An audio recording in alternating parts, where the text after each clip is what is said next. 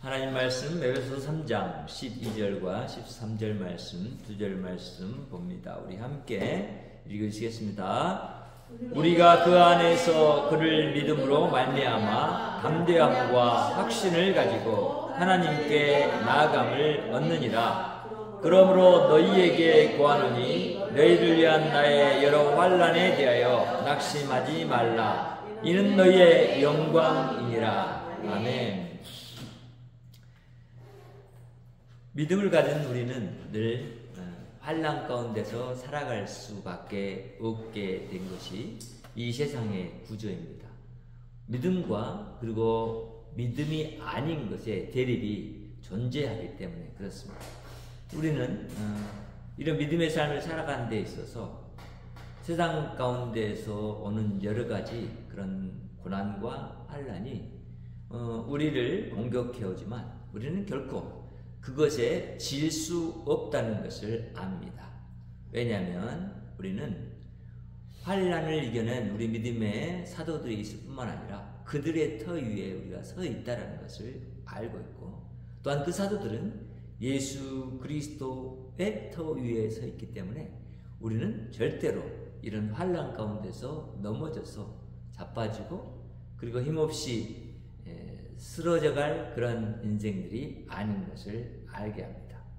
특별히 오늘 교회로 이제 우리가 부름받은 하나님의 사랑하는 성도들이 그렇게 환난을 이겨가는 삶을 지금껏 싸워오면서 이제 환난을 이기는 가운데 우리에게 온 그런 연단의 과정을 거쳐왔고, 또 앞으로도 남아있는 그런 고난을 향해서 나아가는 것이 우리 인생인 것을 누구도 부인할 수 없습니다.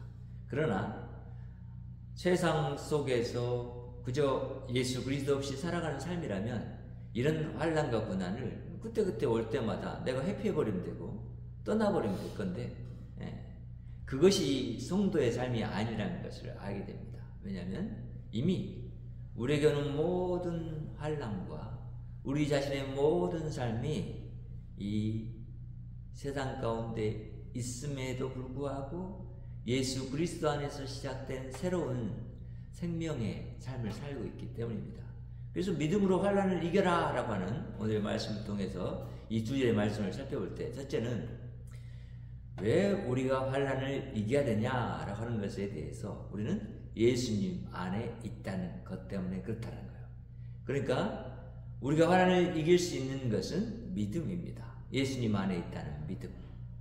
그래서 우리가 그 안에서 그를 믿음으로 말미암아 이렇게 바울이 말을 하고 있죠. 예수 그리스도를 믿는다라는 것은 단지 예수 그리스도가 나의 구원주입니다 이렇게만 믿는 것이 아니라 내가 당할 환난을 당하신 분이십니다 라고 믿는 거라는 거예요. 그러니까 내가 이 땅 가운데 살아가면서 하나님의 말씀대로 살아가는 것 가운데 그 말씀을 실천해가는 삶 가운데서 오는 나에게 다가오는 모든 것들이 이제 내가 예수를 믿음으로 능히 이겨낼 수 있는 것이라는 것을 깨닫게 합니다. 그래서 이런 믿음을 가진 자 안에 하나님이 주신 것은 담대함과 확신입니다. 성령님이 우리 안에서 알려주시죠. 너희들이 믿음에 서서 믿음을 따라가는 삶을 살아갈 때 너희들에게는 하나님을 정면으로 바라볼 그런 마음이 생기고 하나님의 눈을 피하지 않을 그런 확신이 너희들 안에 있게 된다. 이것을 위해서 내가 너 안에서 너와 함께 산다 라고 하는 것이죠.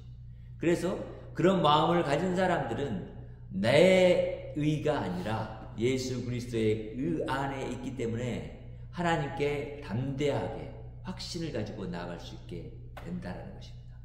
그러니까 이런 삶이 바울의 삶이었죠. 바울은 그런 삶을 하나님 앞에서 살아갔습니다. 그에게 오는 여러 가지 어려운 삶의 국면들이 있었죠.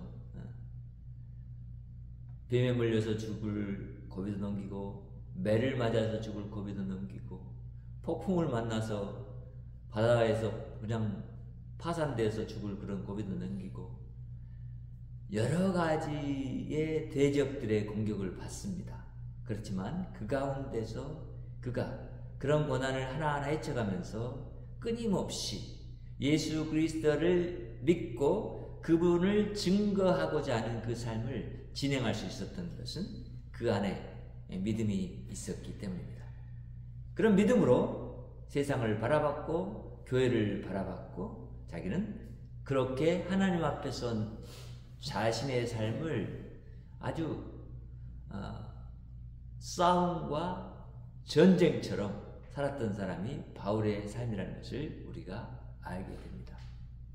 그래서 바울은 다른 성경 말씀에서도 보면 이렇게 군사의 입장에서 지금 현재의 삶을 살아가는 그런 모습들에 대해서 이야기를 군인과 비교해서 아주 자주 얘기합니다. 왜냐하면 자신의 삶이 그랬거든요.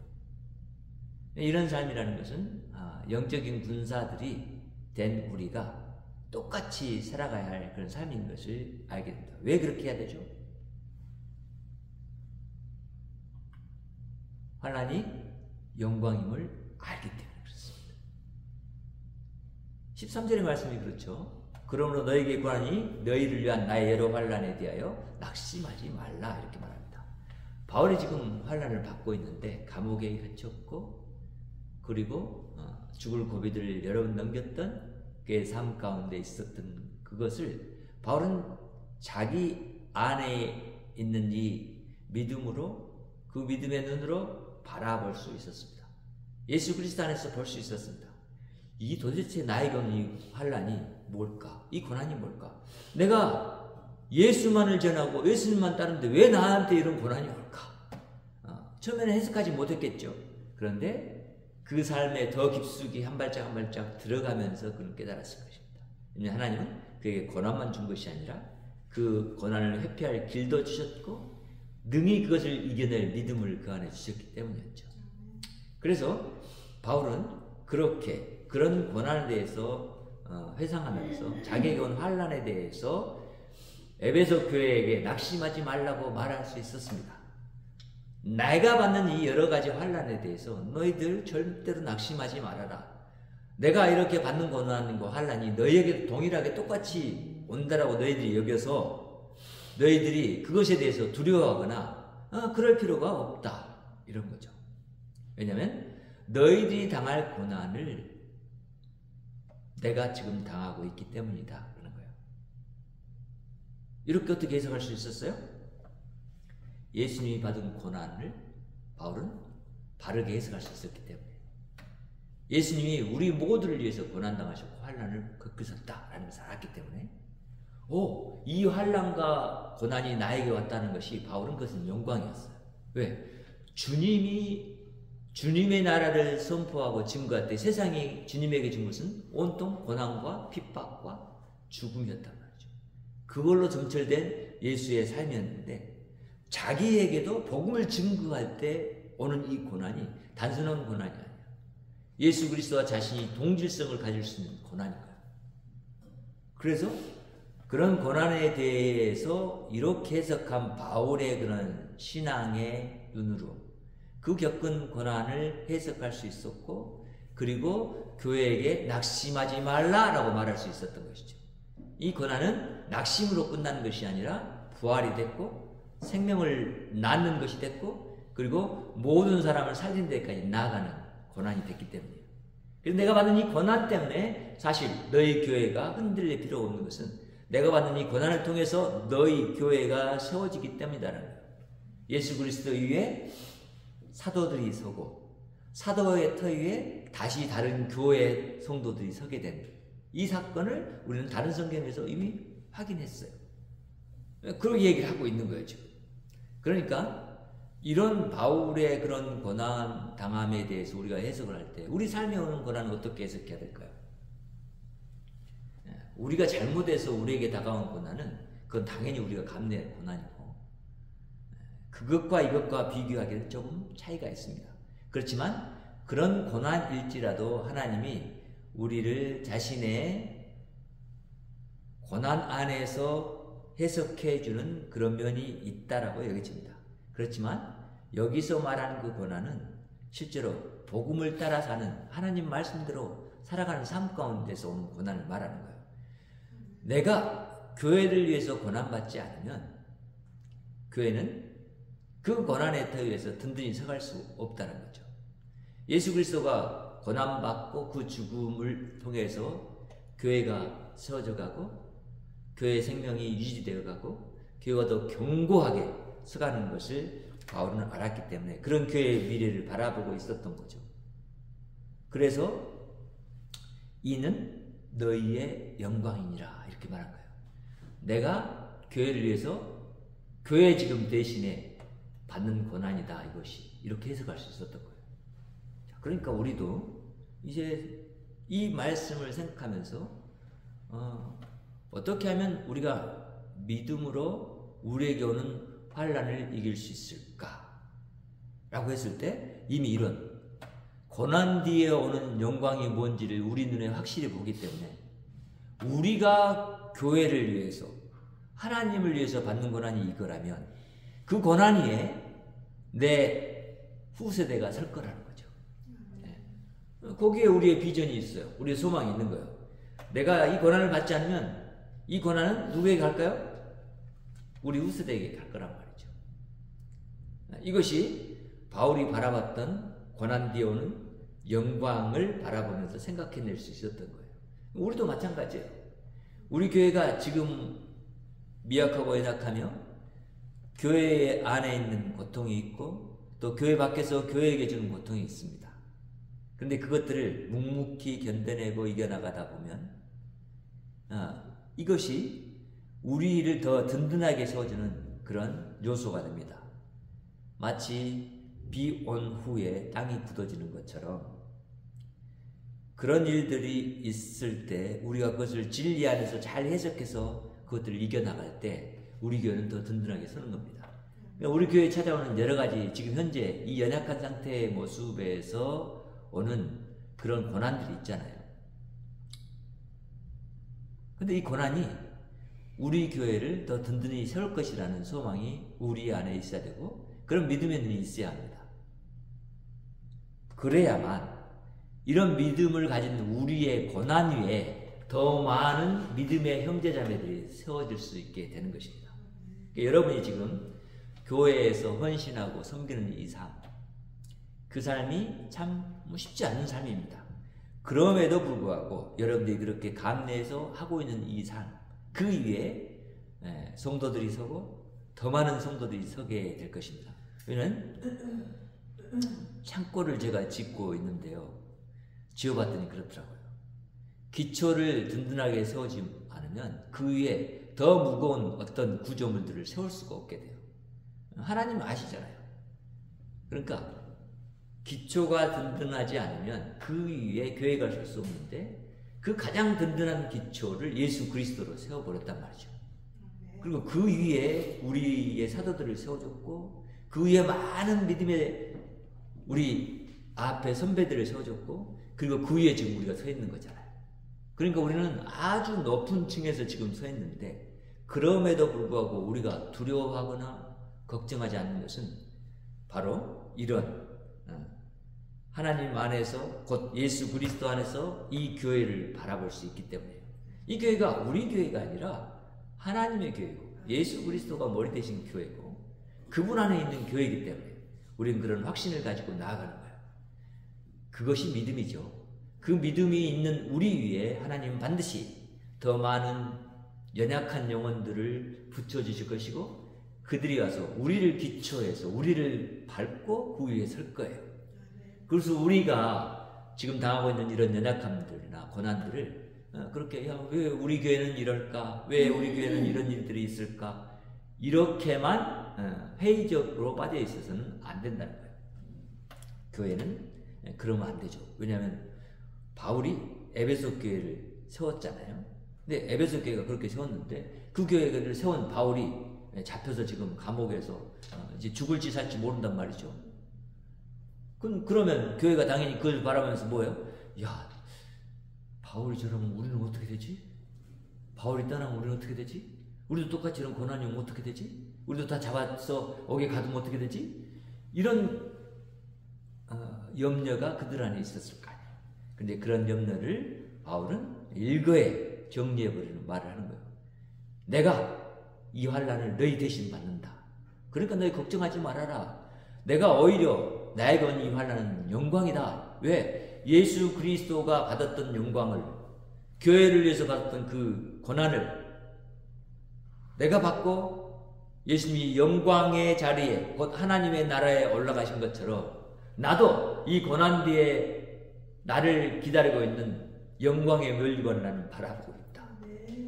그리고 이것 위에 너희들도 분명히 세워질 것이고 너희도 그런 길을 가서 하나님의 영광에 참여하는 자가 될 것이다 라고 말해주고 있는 거예요. 그래서 우리는 두려워하거나 걱정할 게 없어요. 환난이 오면 그 환난을 바르게 해석할 필요가 있고, 그리고 어떻게 이것을 이겨나갈까 하는 것을 고민하면서 정말 지혜롭게 세상에서 오는 환난들을 이겨나가야 돼요. 내가 이 환난을 견디는 힘이 부족해서 그것에서 무너질 수 있지만 우리의 믿음은 어때요? 우리가 예수 그리스도 안에 당하는 환난이다. 내가 비록 무너질 수 있지만 예수님이 이미 당한 고난과 환난이기 때문에 나는 이 환난에서 질 수 없다라는 생각을 갖게 하는 것이 바로 오늘 본문에 말씀드린 거예요. 예수 그리스도가 우리 믿음의 근거요. 우리가 예수 그리스도 안에 있다는 것은 예수 그리스도가 당했던 모든 것 안에 있다는 거예요.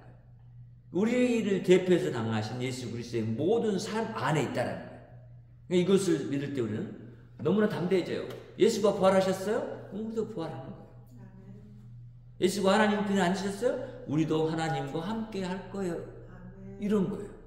그래서 우리의 삶이라는 것이 세상에서 사람들이 이런저런 세파 속에서 자신에게 온 고난을 해석하지 못하고 그냥 무너지려고 하는 그런 상태에 있을지 모르겠지만 우리 기독교인들 그런 시각이 아니라 그것을 이미 뛰어넘은 시각을 갖고 있다는 것을 기억해야 되고, 오늘 또 그런 우리 예수 그리스도 안에서 사는 이 생명의 세계관 속에서 우리가 교회를 섬기고 있고, 또 우리 예수 그리스도와 복음을 바울이 그렇게 증거하면서 받았던 고난처럼 우리가 복음을 증거하러 나아가서 우리에게 온 고난을 그렇게 받아낼 수 있게 되는 거예요. 여러분들이 이런 고난은 실제로 복음을 증거할 때 오는 고난이에요. 전해보지 않으면 알 수 없어요. 근데 전해봐야 알아요. 다른 사람에게 예수 그리스도를 증거해봐야 알아요. 그래야만 나에게 오는 고난이 뭔지를 내가 직면하게 되고 그것을 능히 이길 힘이 나 안에 계속해서 생기는 거예요. 제 삶을 돌아볼 때도 그래요.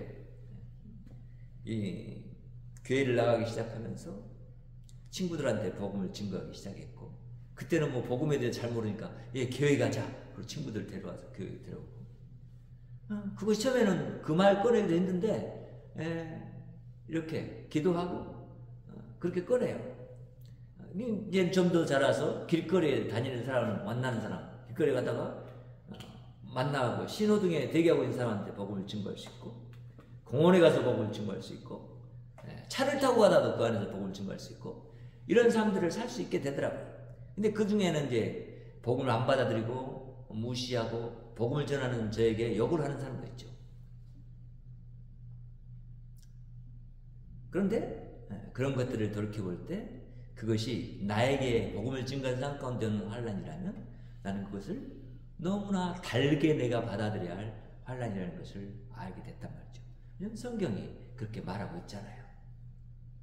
그래서 세상이 우리를 미워하는 것, 그것은 세상이 예수 그리스도를 미워하는 거예요. 예수 그리스도를 증거하는 것에 미워함이 나타나게 돼 있어요. 그리고 예수 그리스도를 증거하는 것에 이 미워함을 나타내는 사람도 있어서 이제 그 미워함을 해석할 수 있는 눈을 가진 저에게는 그 미워함이 미워함으로가 아니로 이것이 내가 예수 그리스도의 사람인 것을 나타내는 나에게 용기를 주는 말들이구나, 그리고 행동들이구나, 이렇게 받아들일 수 있게 됐단 말이죠. 저 여러분이 그렇게 받아들이고 주님 앞에서 진실로 믿음인으로 우리에게 다가온 환난을 이기고 이 위에 세워갈 우리 후세대들, 우리 기쁨교회가 서갈 그런 이 후대들을 바라보면서 하나님 앞에서 우리에게 다가온 환난을 넉넉히 이기게 하시는 우리 하나님께 감사하는 저와 여러분 되기를 바랍니다. 기도합니다. 하나님 감사합니다. 오늘도 우리가 주 안에서 주님의 놀라우신 진리의 말씀 가운데 거할 수 있도록 하시고 주를 믿는 믿음 안에 거할 수 있도록 이끄시는 하나님을 찬양합니다. 하나님, 우리의 연약함을 아시는 하나님이 우리를 붙들어 세워주시고 이제 하나님, 우리가 더 견고하게 서 있음은 예수 그리스도 안에 있음을 압니다. 예수 그리스도 안에 있기 때문에 그 어떤 것도 우리를 흔들어 놓을 수 없고 우리를 깨뜨려 놓을 수 없습니다. 우리가 그것을 고백합니다. 하나님, 우리 교회를 사용하여 주시고 더욱더 든든히 세워주시옵소서. 믿음을 가진 자들이 날마다 늘어나게 하시고 구원받은 영혼들이 진실로 예수 그리스도를 사랑하고 섬기는 영혼들이 모여들어서 교회가 정말 하나님의 알곡으로 하나님 앞에 드려질 수 있도록 역사해 주시옵소서. 주께서 함께 하시는 은혜와 은총을 감사드리고 예수님의 이름으로 기도합니다. 하늘에 계신 우리 아버지여, 이름이 거룩히 여김을 받으시오며 나라의 임하옵시며 뜻이 하늘에서 이룬 것 같이 땅에서도 이루어지이다. 오늘날 우리에게 일용할 양식을 주옵시고 우리가 우리에게 죄 지은 자를 사하여 준 것 같이 우리의 죄를 사하여 주옵시고 우리를 시험에 들게 하지 마옵시고 다만 악에서 구하옵소서. 나라와 권세와 영광이 아버지께 영원히 있사옵나이다. 아멘. 하나님께 영광의 박수 올려드립니다. 우리에게 평화가 있기를 원합니다. 여러분을 가정과 이웃에 파송합니다.